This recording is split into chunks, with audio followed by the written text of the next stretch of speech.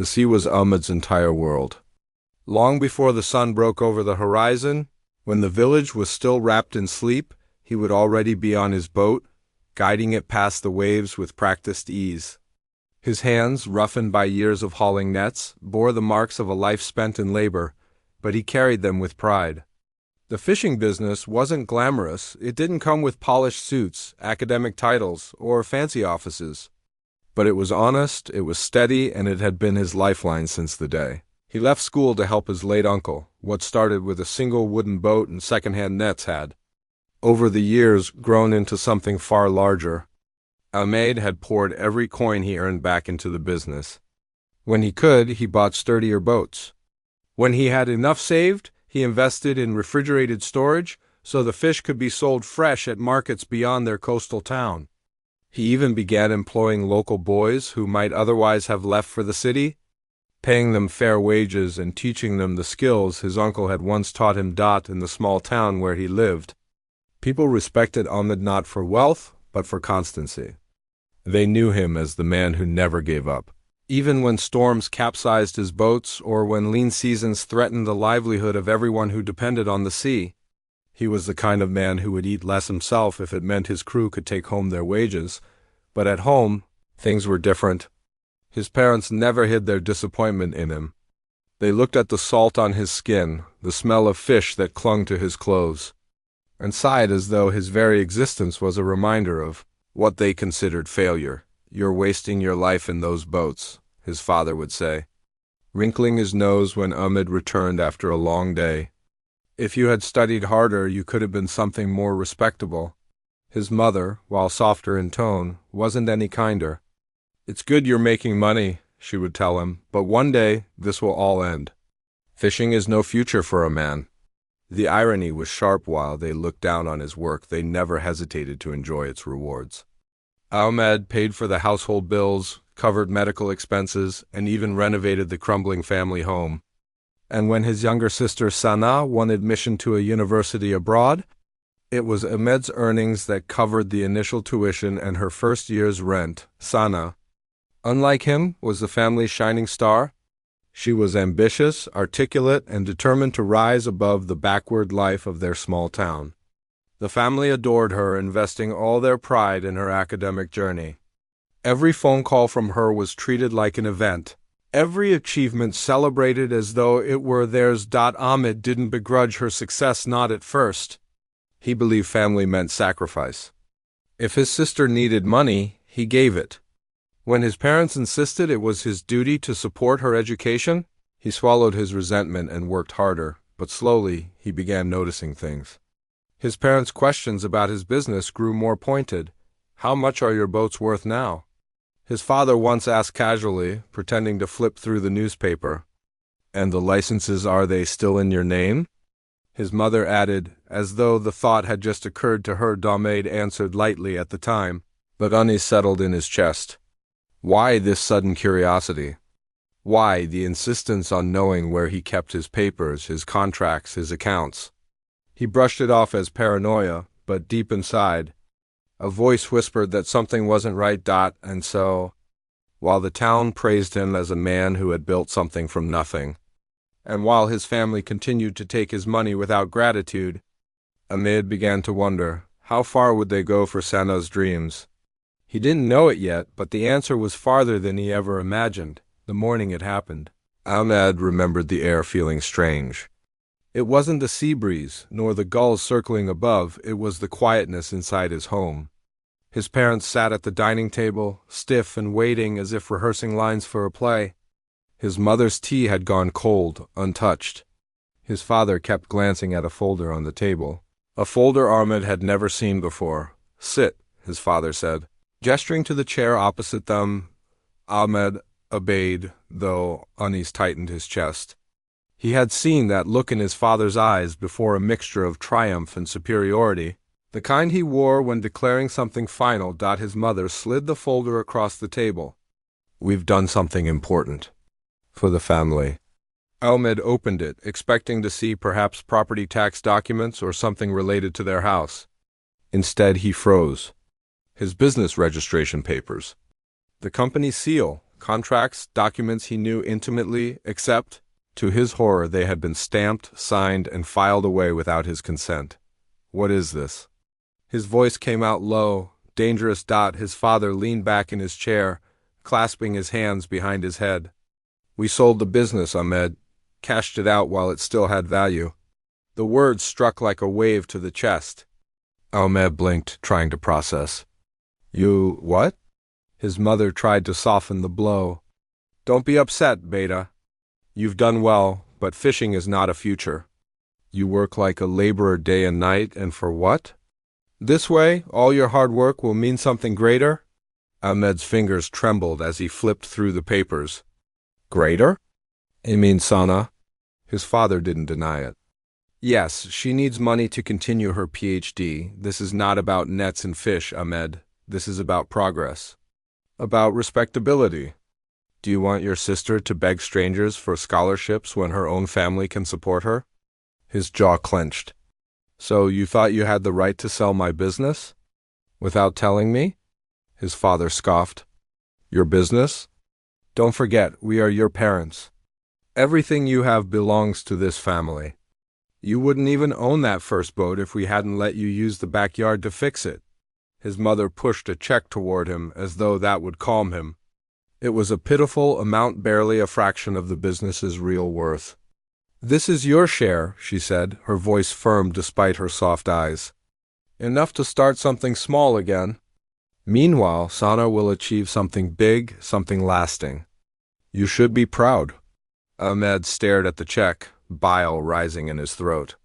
His boats, his fleet, his workers, his reputation, years of struggle and sacrifice reduced to a slip of paper his parents had the audacity to call fair. I built that business, he whispered, his voice shaking with rage. Every coin, every upgrade, every sleepless night I bled for it. And you sold it behind my back? For her? She's your sister. His mother snapped, finally losing her calm. Her future is your responsibility. That's what family is for. Ahmed stood, shoving the chair back so hard it scraped the floor. No, family is supposed to stand beside you, not gut you like a fish and hand the pieces to someone else. His father's expression hardened. Watch your tongue. Without us, you are nothing. Be grateful we gave you even this. Ahmed looked between them, his parents, the people he had worked himself to the bone to support, and saw only betrayal. They didn't see his sacrifice, his loyalty, or his pride. They saw only a source of money to feed their golden child's dreams. For a moment, he considered screaming, tearing the papers apart, demanding justice. But a different thought, quieter and sharper, cut through his fury. They thought they had outplayed him.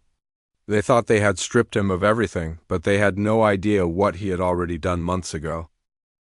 Ahmed stormed out of the house that day, the betrayal boiling in his veins. His parents thought they had ended him, reduced his years of sacrifice to a line in their daughter's resume. He walked down to the harbor, where the smell of salt and fish usually steadied him. But even the waves felt hostile that morning. He watched his fleet bob in the water, 3 boats now, each manned by locals who trusted him to pay fair wages. They waved at him as they loaded nets, their faces unaware of the storm inside their employer's chest. To them, Ahmed was uncheckable, a man whose business anchored half the town. He couldn't bear to let them see otherwise. As he stood there, his mind replayed the moment his father slid that folder across the table. Papers signed. Deals struck.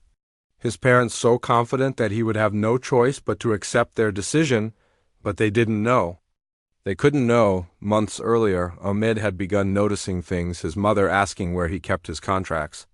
His father suddenly interested in the legal side of things, questions they had never bothered with before. At first, he dismissed it as idle curiosity, but when he caught his father snooping around his desk one evening under the pretense of looking for a pen, the alarms in his head refused to quiet that night. Long after the house had gone to sleep, Ahmed sat at his small wooden desk with every folder, every license, every registration paper spread before him.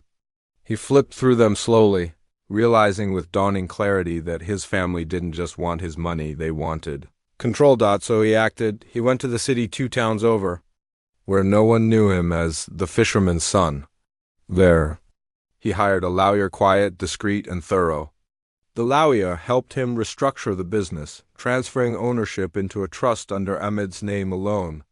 The trust had clauses, protections, and legal fortifications that no outsider, not even family, could penetrate. Anyone who tried to sell, transfer, or dissolve his company without his approval would find themselves running into a legal wall. When the papers were signed and filed, Ahmed felt an odd mix of guilt and relief. Guilt because he had never imagined protecting himself from his own parents. Relief because for the first time, he knew his hard work was untouchable. He didn't tell a soul. Not his crew, not his friends, and certainly not his family. Instead, he went back to his boats, to the sea, to the life that everyone dismissed but he knew had value. And then, when his parents revealed their grand plan, waving around outdated papers as proof of their cleverness, Ahmed realized just how deeply they had underestimated him. He smiled bitterly at the memory of his father's smug face. The documents they had used, the ones he had left in his desk months ago, were obsolete, void, meaningless. They thought they had sold his business to some eager buyer, but what they had handed over was smoke and shadows. In reality, Ahmed's business was thriving like never before. His recent contracts with international seafood exporters had nearly doubled his profits. He had invested in better storage facilities, hired additional crew, and was even in talks to purchase a fourth boat. Every step he took forward was one they knew nothing about. Now, standing at the harbor, he let the fury in his chest settle into something colder. Calculation, patience, strategy. Let them believe they had won. Let Sana dream of a PhD funded by his sacrifice. Let his parents boast to the neighbors about how clever they were to cash out the fishing business. Sooner or later, the truth would hit them like a wave, and when it did, Ahmed wouldn't have to lift a finger. For now, he would keep working. Keep building. Keep succeeding. They thought they had stripped him of everything. In reality, they had nothing at all. It didn't take long for the cracks to appear. At first, his parents were smug, walking around town as if they had pulled off some masterstroke. His father boasted to the neighbors that Sana's education would be fully funded now, that they had secured the future of the family by turning Ahmed's lowly fishing venture into something worthwhile. His mother preened whenever anyone mentioned her daughter's success, brushing aside questions about Ahmed's role with a dismissive, "Oh, you know him, he's good with the sea." But Sana will bring us respect. But soon whispers began to spread. The supposed buyer of Ahmed's business, an ambitious merchant from a nearby city, showed up at the harbor with a small entourage, expecting to take control of the fleet. He had paperwork in hand, the same outdated documents Ahmed had seen at the dining table. When he demanded the keys, Ahmed's crew looked confused. "We don't work for you," one of the men said. "We work for Ahmed." The buyer, red-faced, stormed into Ahmed's office, only to be met with the real documents, trust papers, contracts, licenses, all legally airtight under Ahmed's name. Within minutes, the man realized he had been conned. "You sold me something you don't even own." He spat at Ahmed's father later that day, in full view of the community. "Do you take me for a fool?" The scene became the talk of the town. The buyer threatened legal action, neighbors whispered about deceit. And suddenly the proud parents who had strutted around with their daughter's accomplishments were painted as schemers. Back home, the storm broke. "You humiliated us." His father roared, slamming his fist on the table as Ahmed stood across from him, arms crossed. "Do you know what the neighbors are saying? That we are liars, cheats? That is your fault." Ahmed's laugh was bitter. "My fault? I wasn't the one who tried to sell what didn't belong to me. You forged papers and made deals behind my back. You wanted to erase me, and now you're angry it didn't work." His mother's face was pale with panic. "Ahmed, please, you don't understand. We did it for Sana. She needs this degree. Without it, her career is finished. Do you want to see her dreams destroyed?" "Dreams destroyed?"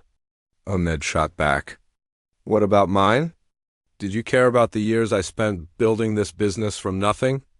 The nights I came home with my hands bleeding, the storms I survived just to keep food on this table? To you, all of that was worthless because I didn't have a degree to hang on the wall. Sana, who had been quiet until now, finally snapped. Her voice, sharp and venomous, cut through the room. You're just jealous. You think hauling fish makes you important, but it doesn't. I'm the one who will bring honor to this family, not you. You should have given up the business willingly. Instead, you cling to it like a child with a toy. Ahmed turned to her, his eyes hard. I don't care about honor in your eyes. I care about what I've built. And I'll tell you this, Sana, you'll never fund your dreams with my blood and sweat. The words hung heavy in the air. His parents looked at him as if he were a stranger. Sana's face burned with rage and humiliation. From that day forward, the family split down the middle.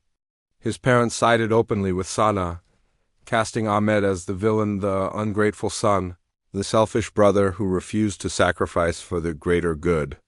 But Ahmed no longer cared. The sting of betrayal had hardened into resolve. He stopped leaving money on the kitchen table, stopped answering late-night calls for help. The divide was final. At the harbor, his workers remained loyal. The community, having seen the attempted theft, began to whisper admiration. Ahmed had stood his ground, even against his own blood. His parents and sister, meanwhile, found themselves isolated, their reputation tarnished, their clever plan exposed as foolish greed. Ahmed hadn't just survived the betrayal. He had turned it back on them, and for the first time in his life, he felt truly free of their control. If the betrayal had wounded him, the aftermath only sharpened his determination. Ahmed decided that the best revenge wasn't loud arguments or public confrontations. It was success, undeniable and unshakable, built brick by brick. While those who wronged him watched from the sidelines, he threw himself into the business with a new ferocity. At dawn, he was already at the docks, inspecting nets, checking the engines of his boats, speaking to the crew with authority that came not from title but from trust. The men respected him. He worked beside them when needed, never too proud to haul a crate or scrub a deck. They weren't just his workers. They were his allies. His proof that what he had built was real. With the international seafood contracts he had secured months earlier, shipments increased.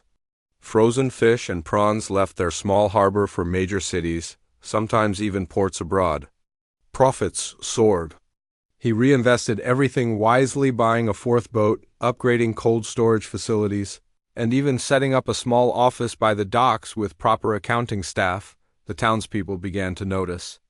Where his parents once dismissed him as just a fisherman, others now spoke of him as an entrepreneur, a man who had brought jobs and prosperity to their coastal town. Local shopkeepers shook his hand when he passed. Young boys asked if he would hire them when they were old enough. Meanwhile, his parents' pride in Sala's education turned into desperation. The money they had promised her was gone. The buyer, they thought, had purchased. Ahmed's business had backed out after realizing he'd been tricked. The check they had once waved in Ahmed's face had bounced back into USELESSNESS. Overseas, Sana's costs ballooned. Tuition, research fees, living expenses all mounting.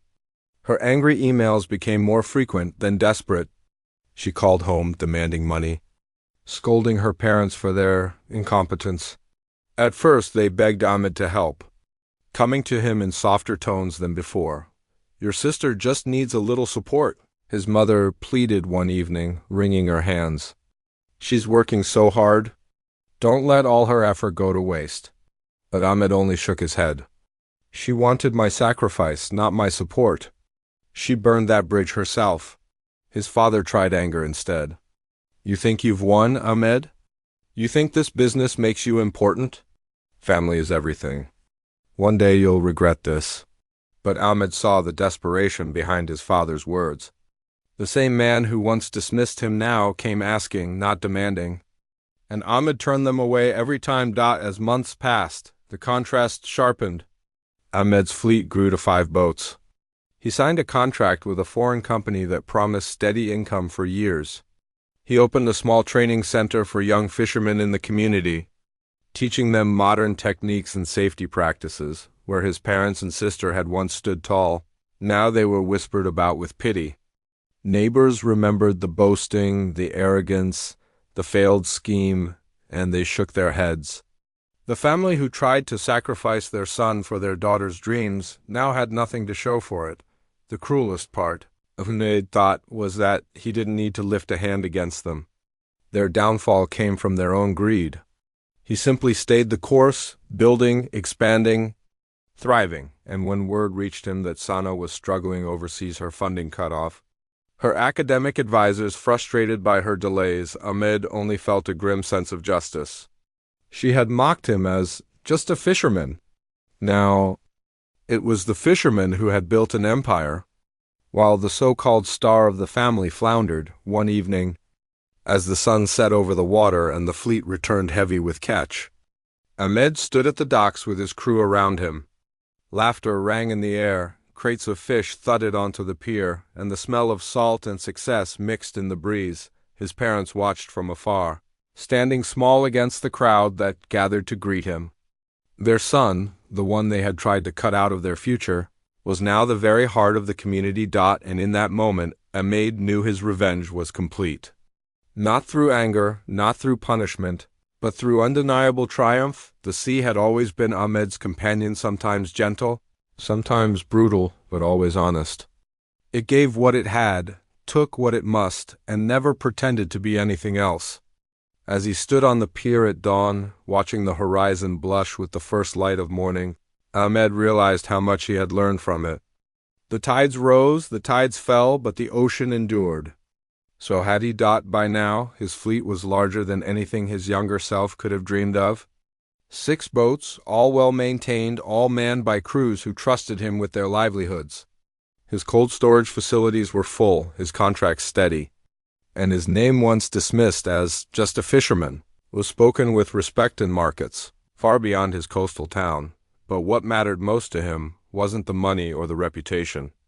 It was the people.